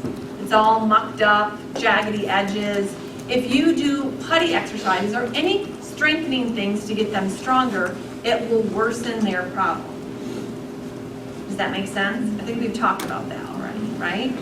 So things that we would typically want to do, splinting to rest, because every pound of force relates to 10 pounds, or every pound of pinch relates to 10 pounds of force at the CMC joint. So we want to splint to support and rest. We want to modify activity and maybe recommend some adaptive equipment to take the force off the CMC joint. These are not people that you would see for 12 visits. You would see for 2 or maybe 3. Just a couple. Make a splint, recommend some activity modification or maybe some equipment, and follow up. And that's it. I have seen people and done some modalities like non-thermal ultrasound. Say I had someone, I can use examples of a patient that she had CMC arthritis, but she was asymptomatic, meaning that it didn't impact her life at all. She was in a car accident, and because her hands slammed against the steering wheel, now they're killing her. So maybe I can get her to calm down with a little bit of ultrasound, also splinting, also modifying activity, but maybe a few ultrasounds might get her to calm down to get her back to where she was before. Okay? Now, you don't have to memorize this whole scheme of deformity, okay? But this is, sometimes you might see these typed, if you get it from a hand surgeon, he might say, or she might say, type 2 CMC osteoarthritis, and then you know where they're at if you get it on the script.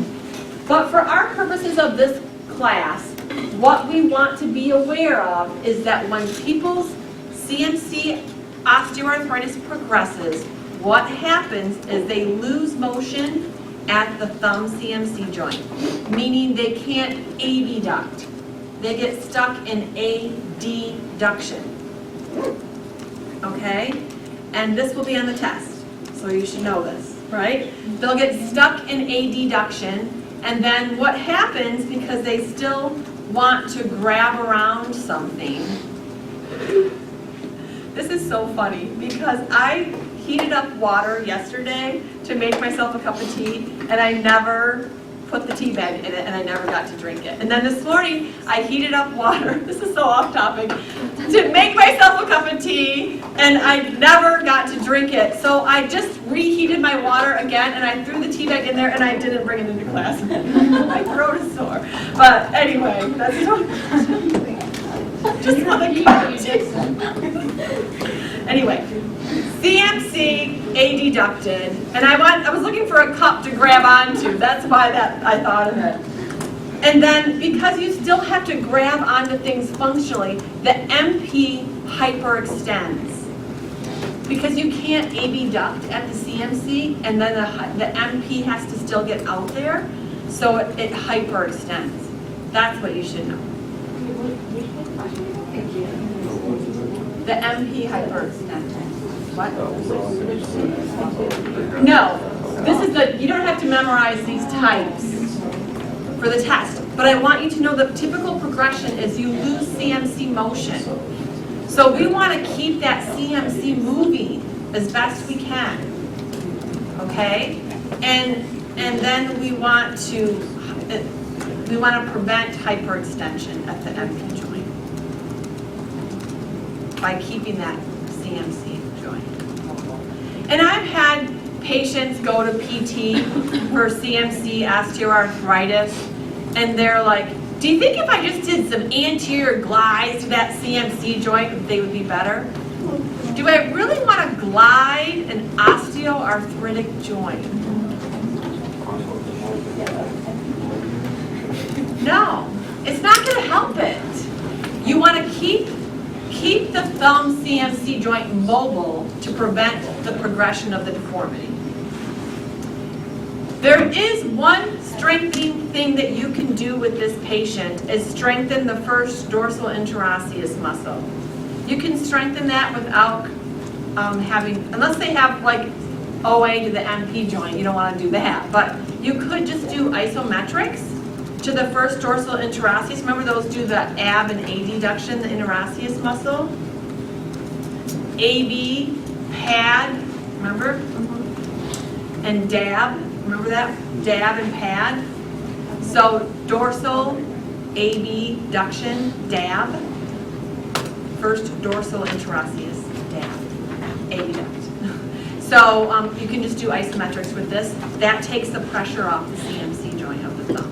You could do that. That's the only strengthening thing I would do. Otherwise, activity modification. With the CMC joint, they have tried using implants, to implant like a joint replacement for arthroplasty, but they've had poor long-term outcomes. They've tried changing the material that they've used, silicone, titanium, all kinds of things, and they've all had poor long-term outcomes. And then this is the tried and true surgery that's been around my whole career. So if someone tried an implant and it failed, then they have to go back and do the tried and true. So if I had, which I will have CMC arthritis on my thumb, because I'm already showing signs, and my grandma had it, so this is my surgery of choice. And most surgeons' surgery of choice. It might just be called LRTI. Dave and Andrew treated someone in the clinic with that, remember? Ligament reconstruction with tendon into position, used to decrease pain. Patients don't get it done when they have like a 3 out of 10 pain. It's usually when it's further along, it's a big surgery. The purpose is to increase function and decrease pain. A little bit. So the implants, I might have missed this, is they're putting something in to stabilize it? They would do a joint replacement Oh, okay.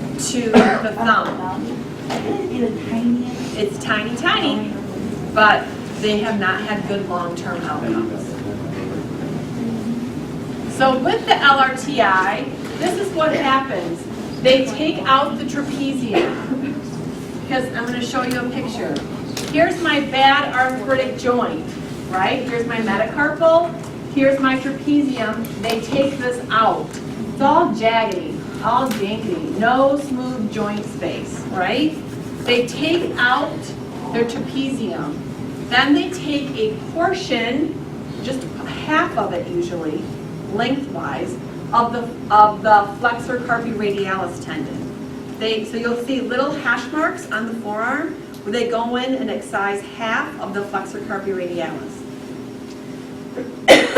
Remember we talked about the palmaris longus, week 1, that not everybody has one?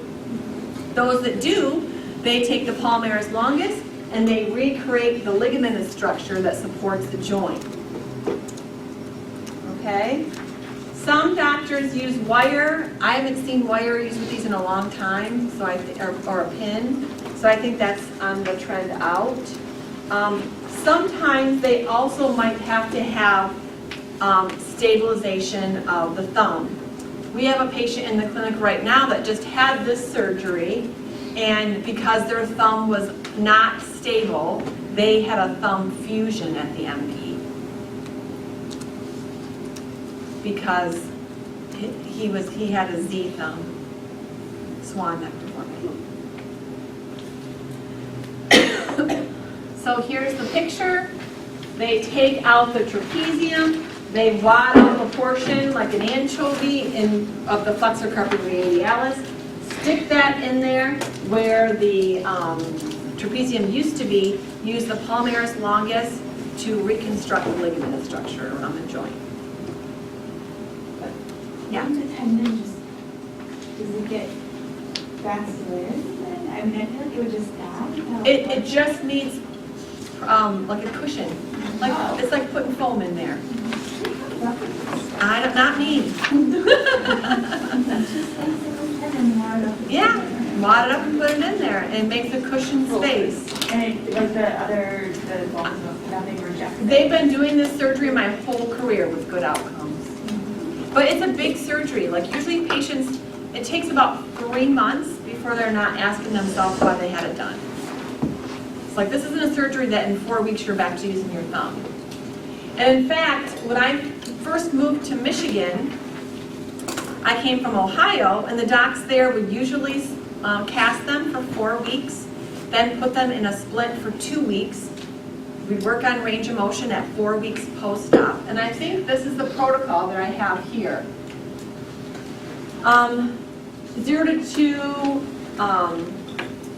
in a cast is the book protocol from your book. 2 to 4 weeks in a splint, and then start range of motion 4 to 6. What I used to do in Ohio is we would do 4 weeks in a cast, 2 more weeks in a short opponent splint, and then begin active range of motion first. And then I moved here, and a new doctor moved into Grand Rapids, and I got one of his LRTIs. And I'm taking the intake on the patient, and she's telling me the story, and she says she was casted for 6 weeks. And I was like, oh, holy criminy, this patient's going to be stiff. They're going to need to come to therapy for a long time. And in fact, she had 3 visits of therapy. She was great. Almost like these surgeries now need more time to really just rest. And now I noticed another doctor in Grand Rapids is also holding his patients longer. So I don't know what you'll get if you're on level 2. If you're in a hand clinic, you're going to see LRTI. It's a very common procedure. But I don't know if you'll get a protocol to move at 2 weeks, 4 weeks, 6 weeks. It's really variable. One thing that you don't want to do is stretch out the repair. They use the palmaris longus tendon to support the CMC joint. So initially, they may not be able to put their hand flat on the table. They may not be able to get all the way over in opposition. So you don't want to force it passively. I usually just do mostly active range of motion with these patients, and they do fine. I don't use a lot of force. What was I going to say? Something about, I lost my train of thought. Remember how there's an interconnection with index finger and thumb. So if you're working on thumb range of motion post-op, you might use that index finger to work with it to help. Because there's 45% of thumbs have an interconnection between the index finger FTP and the flexor pollicis longus. Isn't there just a name that was that? There is, and I don't remember what it is. I don't know. There's an interconnection. So here's treatment considerations post-op. Do not stretch it out is the biggest thing. Do not stretch it out. Okay, MP arthroplasty.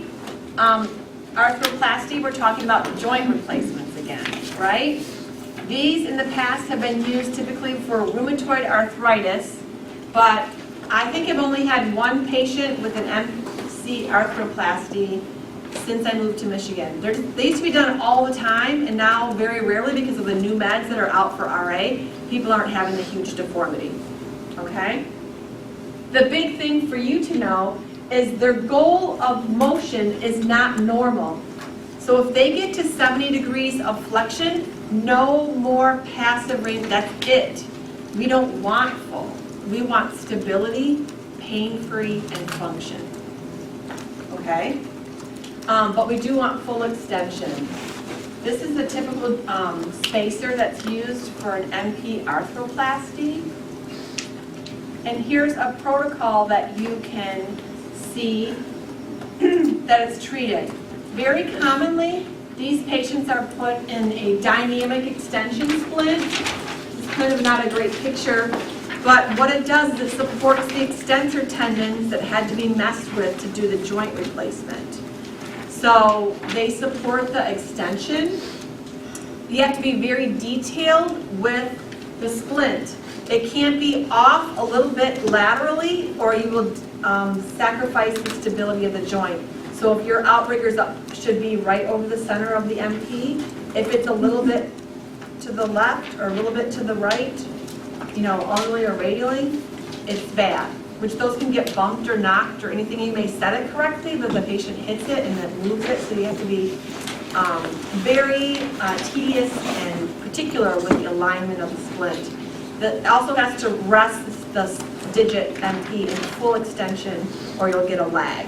So it's a very detailed protocol, and it's in here. But the big thing to know is you're not going to get full active range of motion and flexion, which is the same for all arthroplasties. Many times then you'll have to make an extension splint for night, a resting hand splint to hold the finger and finger in extension, because you can't sleep with the outrigger on because you'll muck it up, right? So usually 2 splints, MP arthroplasty. Hopefully you won't see anyone, because I rarely ever see these anymore. Okay, PIP and DIP.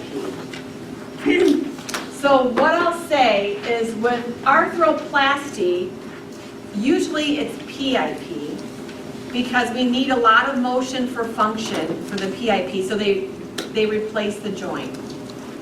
The DIP, usually the choice is arthrodesis, because we don't need a lot of range of motion at the tip for function. So what's typical if you have joint destruction, arthroplasty at the MP, arthroplasty at the PIP, arthrodesis is most common at the DIP joint.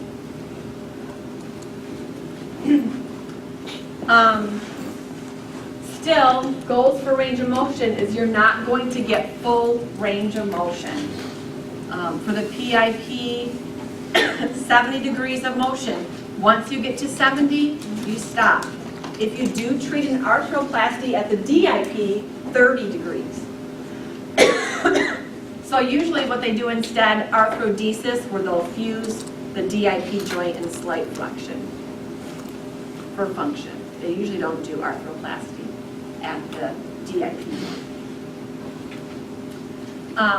And then another thing is we need more motion as we move ulnarly in our hand. If you look at a fist and you look at PIP motion, we need less at the index finger and more at the ulnar digits to be able to hold small objects in our hand. So that's what we look for as well with function.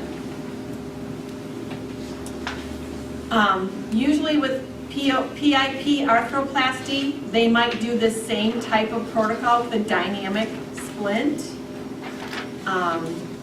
There's another protocol, which is a short arc protocol, where they might put the patient in a static splint and let them do 10 degrees of motion and add every week. So it would be a static splint. Short arc, meaning that an arc like ARC, like that they just are gaining, you're allowing them to do 10 more degrees of motion every week as they start to heal. I've treated a lot of people with this dynamic protocol, and I think sometimes we make things so complicated that it makes it so hard for the patient to get a good outcome, because you have to be very specific with how it's arranged. Has to hold the finger in full extension at rest, has to be aligned perfectly over the joint. If they bump, you can see how easily it would be to bump or knock that outrigger on a Saturday, and you don't see them till Monday, right? Okay. With PIP arthroplasty, there could be a pre-existing boutonniere deformity or swan neck, and we've already talked about these at great length, so I'm not going to go over them again. But you may have to consider that in the post-op protocol if they also had this. Okay. And then DIP joint arthroplasty is typically not done. I don't think I've ever treated anyone ever with a DIP arthroplasty. Ever. So not done. Okay. So we're instead skipping over to arthrodesis. Okay, I told you this would be a lot quicker. If fusion occurs, it has to be something in there that will usually stay. Okay, like a screw, and the purpose is that the joint is so deteriorated that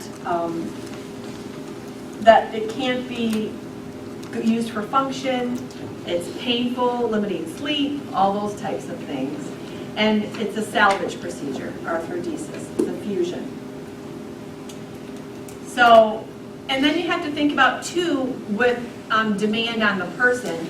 If a patient has an arthroplasty to the PIP joint, you cannot be a construction worker and have an arthroplasty to your PIP and go back to that heavy demand lifting. Your joint will not survive that. So those are meant, arthroplasties are meant for low demand, people that are retired and have a low demand, or an office worker, someone that's not doing heavy lifting or forceful grip and pinch. If they have to return, like say I'm a 29-year-old construction worker, I had a crush injury, and my PIP joint is all mucked up and it's already showing arthritic changes. My only option then would be arthrodesis, because an arthroplasty will not stand up in my lifetime and not allow me to go back to work, to that heavy type of work. So arthrodesis. So these are the typical positions, which you don't have to memorize these for the test, but what you should know is that as we move ulnarly, the position of fusion would increase because we need more flexion for function ulnarly than we do radially. But those are the positions if you did have to have a fusion, it would be in that area. And then post-op, we're doing what we do with everybody, right? Protective splint, manage edema, manage scar, get the things that aren't fused moving, right? And then usually the fusion's complete by 12 weeks and the patient can resume to unrestricted activity.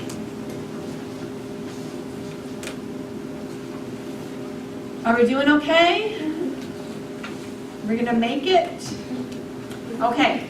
Our last thing to talk about is really the MP joint of the thumb, and specifically ulnar collateral ligament injuries, which we've also touched on when we talked about rheumatoid arthritis because they're associated with that, right?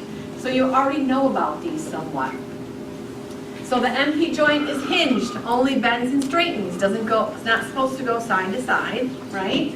So some people have, when they have a force that would push the thumb radially, they'll injure their ulnar collateral ligament. Opposite way, they would injure their medial collateral ligament. Most common is ulnar collateral ligament, because when people are injured, they're usually holding something, and that's when the injury occurs.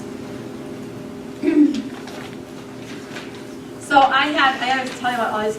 I have two more cases I want to tell you about. That we didn't. One was about a wrist fracture, and this guy he used to repair electrical lines. So he used to work up in the air in one of those boxes that get raised up, whatever they're called. Dave, you probably know. And he was up in there working on the lines, and someone in his group made a mistake in how something was set up. I don't know. But something fell down, and it fell onto his wrist, which then his wrist hit that metal thing that goes so people don't fall out of the cage, you know. So his wrist got crushed in between. So he had a distal ulnar fracture. So he was work comp, right? So he had unlimited resources. Comes into therapy, super nice guy. His wife is a PTA, and doing everything, but his pain just seems out of the ordinary. He just doesn't seem right, you know? Like, you just get that gut feeling like, I just don't know. Fixed by general orthopedics, so I already have that in my brain, right? And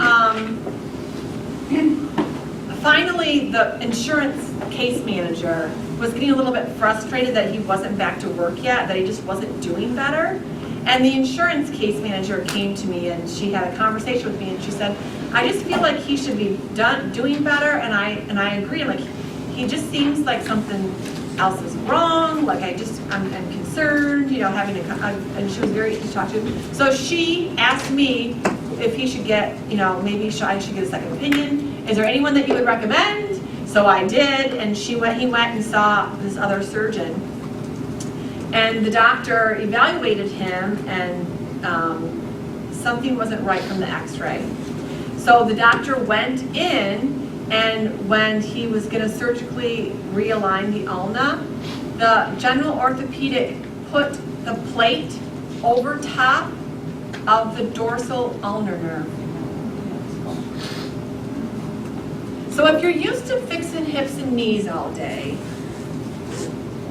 and you got a wrist, right? I can't say it enough times, right? And the first time I taught this class, I had a student in here whose husband was a physician. And she would go home and tell him every day what I was saying. And I just was waiting for him to come to class, or I don't know. And he would never change his mind that all distal raised fractures needed to be seen by a hand surgeon. He thought it was wasteful to save those surgeons for the hard cases. But I already said, some of the most difficult patients I've ever treated have been distal raised fractures. And they weren't ones that were treated by a hand surgeon. The worst ones were the ones that were casted for 6 to 8 weeks in this position, which is called the cotton loader's position. I've never picked cotton, but it must have something to do with that. But cotton loader's position.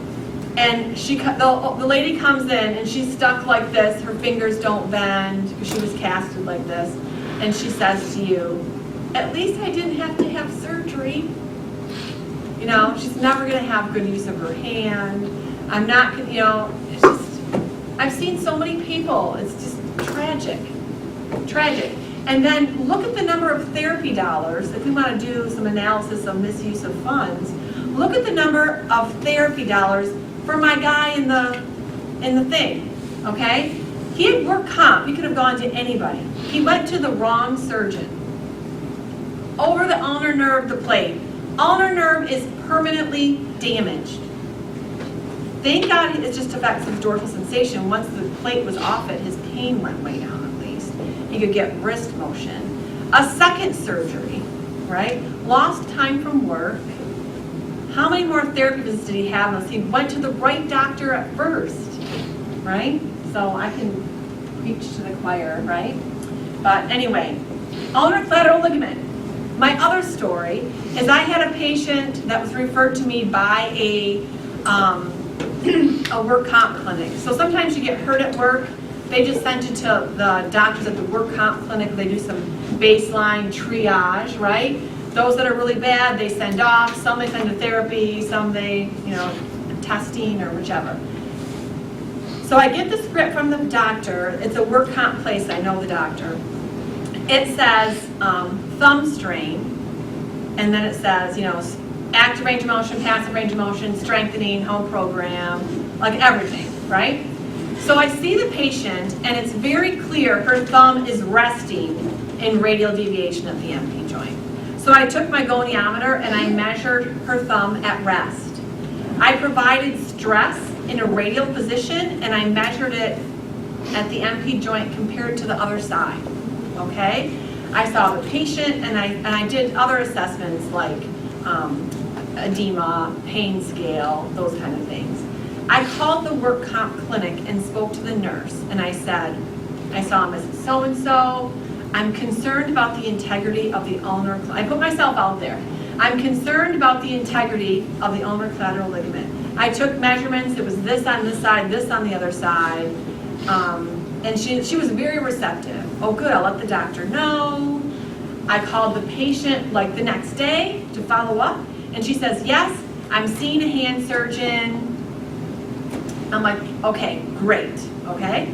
So she's off my caseload. I think she's well on her way to the right treatment, right?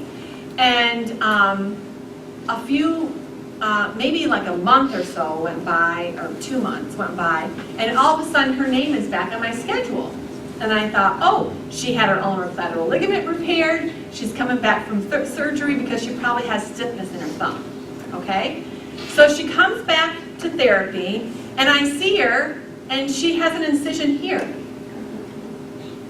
She had a carpal tunnel release. Did I ever tell you this story? Yeah. Never mind. But yeah, she had a carpal tunnel release, so I can go on and on the story. I think maybe you've already talked about this, but like in those cases, or like the first guy, if you think that something was wrong with the surgery, can you suggest to the patient it has to go through someone else?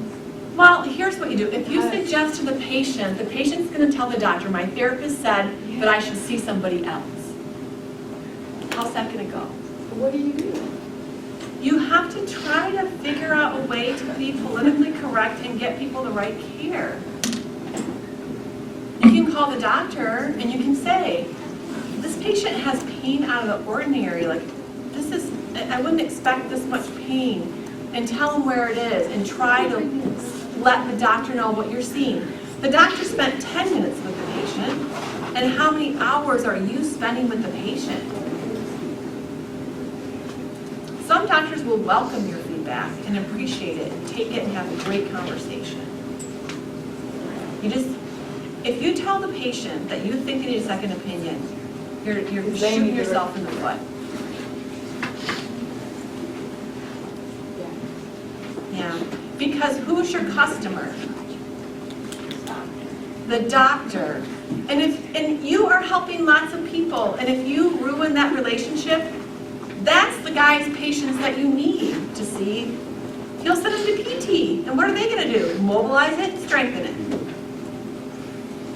So in the instance you had where the person had the ulnar collateral ligament tear and then they got carpal tunnel release, did they give you a protocol that was for carpal tunnel release or expect you to do it?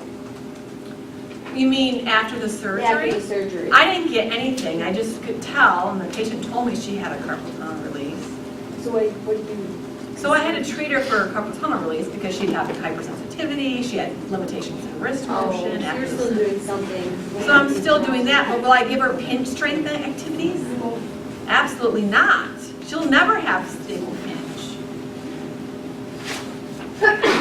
So the ulnar collateral ligament, it can be called skier's thumb. It can be an incomplete tear, which then you just reapproximate the ends back together with a splint and allow it to heal.